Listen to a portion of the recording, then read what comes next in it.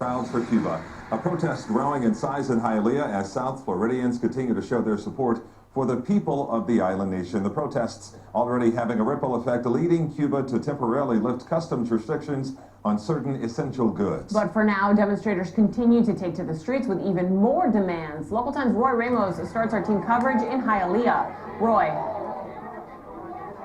Nicole and Calvin, we are standing right on West 49th Street. You can see this large crowd of people gathered right here behind me.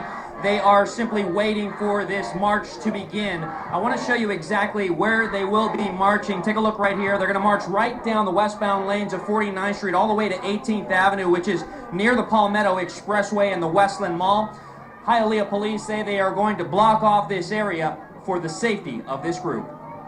Hundreds of protesters taking to West 49th Street and 12th Avenue in Hialeah in preparation for a march down the popular street of Hialeah, where many Cuban Americans now call home. Thursday, this group planning to march several blocks toward the Westland Mall in a show of support for the people of Cuba they say are suffering and are repressed by the communist regime that has ruled the country for decades. Part of us are very proud of the valor of the Cuban people to stand up after 60-something years. And in another part, our heart is breaking because we know what the cost is. And again, we hope that bloodshed is not in vain. Hialeah Mayor Carlos Hernandez joining the group he said is passionate.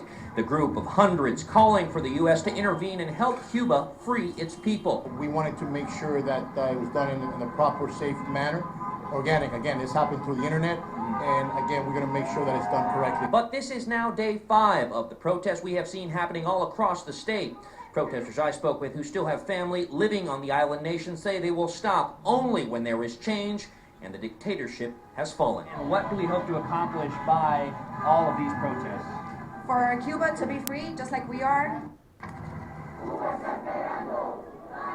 And as we come back out live, you can see this group standing right here on West 49th Street and 12th Avenue. They expect to march in about 30 minutes or so. When they do, we will be right there with them. Again, Hialeah police blocking off this entire area for their safety. The message has remained the same at every protest that we have covered. They are calling Patria y Vida, meaning country and life, and libertad, freedom, a free Cuba.